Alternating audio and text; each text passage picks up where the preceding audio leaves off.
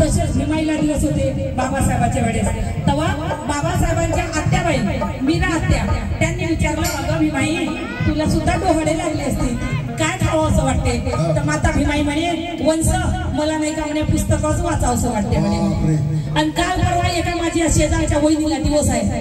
मी तिला विचारलं, म्हटलं वहिनी 7वा महिना लागला की काय? हो दिदी म्हणे. मी म्हटलं डोहाळे लागले असतील, काही खायची इच्छा होते का? माझी गाणी म्हणे, दिदी रोडवर पाणी सुटलं का ते मातीच खाऊशी वाटते म्हणे.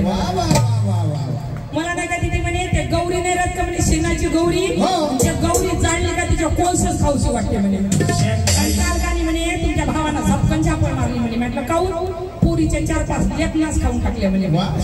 तुम्ही विचार करा, लेखना खान, शेण खान, माती खान, महापुरुष कुठून पैदा होते तुमच्या पोटी? चोट्टे पैदा नाही होते, दारोडे पैदा नाही होते, बलात्कारी पैदा नाही होते, भानखोडे पैदा नाही होते, बेवडे पैदा नाही होते. महापुरुष पैदा होईल. बरं झालं काढलं, कारण माती खाऊ खाऊ आता काही महापुरुष पैदा झाले नाही नसते. बरं झालं काढलं, हम दो हमारे दो. आता पण चांगलंच आहे म्हणजे बच्चा एकही बच्चा, दुसऱ्याची गरज नाही. पहिल्या काळामध्ये होते बाबा, कारण बाबासाहेब 14वे रत्न, 15वे रत्न, 8वे रत्न. आणि आता मग माहिती का तुम्हाला, माझी माय मला एक वेळा सांगे म्हणे, माय म्हणे माझ्या सासरा लवकर मेला म्हणून म्हणे, नाही माझ्या सासूले काही कधी गेली होते. मी म्हटलं किती होते हो मा? म्हटलं काय नाही म्हणे, फक्त 21 लेकरं होते म्हणे माझ्या सासू. म्हटलं 21?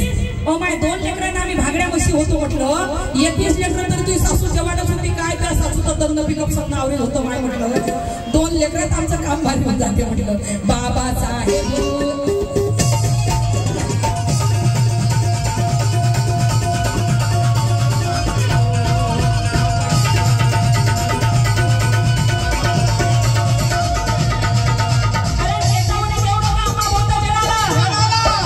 विसरता का? आमचे विचार करा म्हणाला.